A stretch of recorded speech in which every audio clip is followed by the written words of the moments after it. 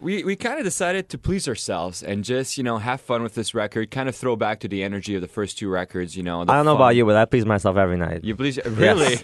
You want to tell us more about that, Chuck? Sure. No, There's please some don't. great Please websites don't. I can share with you if you want. No.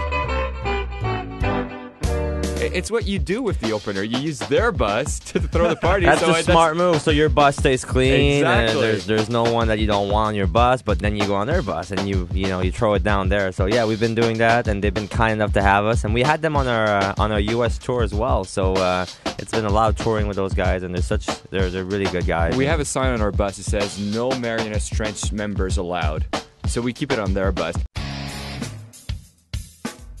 We invited, obviously, Natasha Bedingfield to sing on Jet Lag. We had Alex from Old Time Low, who's on tour with us in Canada right now. We have Kanan singing on a song. Now we have Sean Paul singing on Summer Paradise. But we've also, we collaborated with Rivers Cuomo from Weezer. And that was amazing because Weezer's been a band that we've been listening to forever. That Blue album is like a staple record that every single band member in Simple Plan, listened to tons.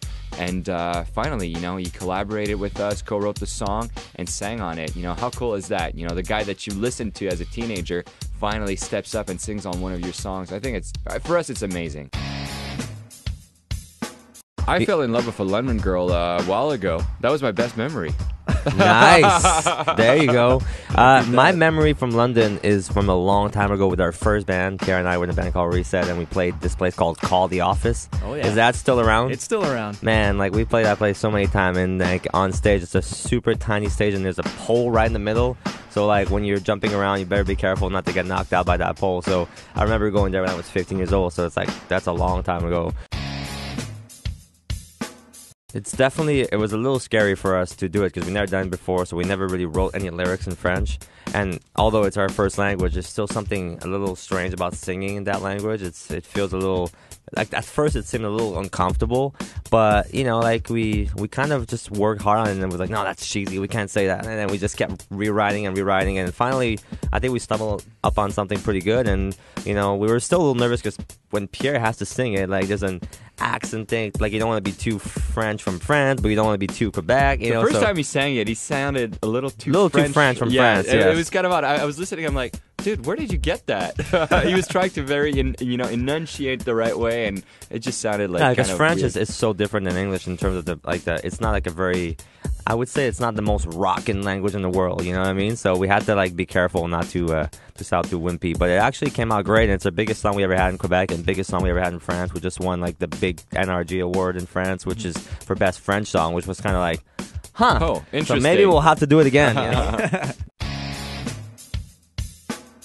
We get so many letters from our fans saying how music has helped them go through tough times, and a lot of them are heartbreaking, and it was important for us on this album to kind of write a song about that, about the power of music and how it can really, move people and can save some lives sometimes, and not just our music, but all kinds of music. So when we sat down to write the song, we had the idea that instead of trying to figure out what our fans would want us to say, why not just ask them directly? And so we went on Twitter, and we asked them hey, how did our music has made you feel throughout the years? And then we get thousands and thousands of replies. It was crazy trying to keep up, and we use their words to basically write the song. So the song is by the fans for the fans, and it's kind of our way to thank them for all their support. Bon Iver, I'm listening to a lot of that. I think Bon Iver, man. Bon Iver.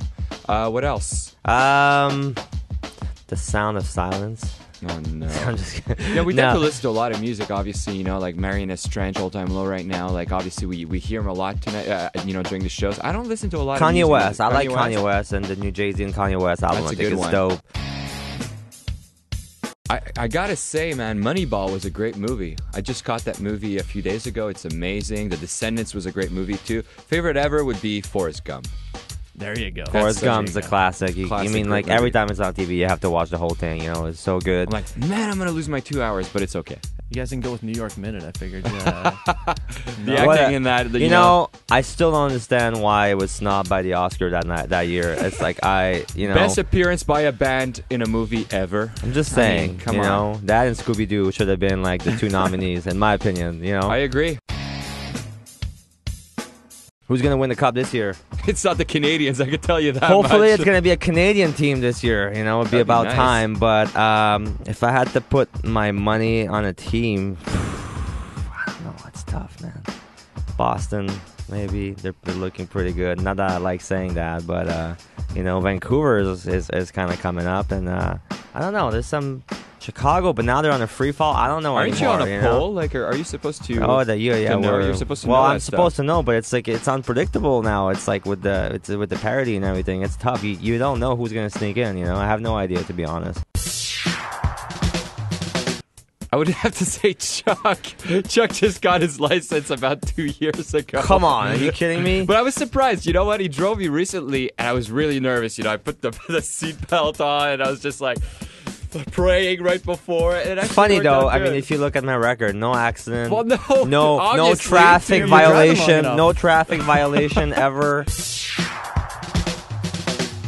Sebastian is a whiz. Like, he's just like, he knows computers inside out. He's like he's your token nerd in the band. Like, he could tear a computer out, put it back together. He knows everything about every single, even new networks that we don't even know about. He's all on top of it. It's like Donatello from the Ninja Turtles. Yeah, that's right. David by far. There's not a single doubt about that. Yeah, there's no hesitation. He's got like a ratio of 1 to 10 jokes that actually pop. So you have to sit through 9 really bad ones. I would say that would be a tie between Jeff and David. Yeah, it's a new thing. Pierre was actually really good, but he chilled a little bit, over the last few years. So David and I tend to indulge in the after show parties. But I still think that David tops me though. He goes to bed at 5 every night. It was 10 years ago. Yeah, their first single ever came out. It's kind of crazy to think about it. Like to have been around that long and still have like your biggest show, it's so great that we still have highlights like that, and that the band keeps going and the fans are still there with us. We have old school fans sticking around. We have new fans coming in. We're just very blessed, very lucky, and there's so many memories that we've made together. Like the 5 of us just touring, and it's like it's a lifetime of memories in 10 years. And March 19th, it's going to be the 10th anniversary of No Pads, our first record. So it's pretty cool, man. Like, to still be going after 10 years. Yeah, no we feel lineup change. And we're proud of that. Like, it's the same 5 guys, and we're still having as much fun, if not more, than we did when we first started. So we're just really, thanks to all the fans for giving us that chance.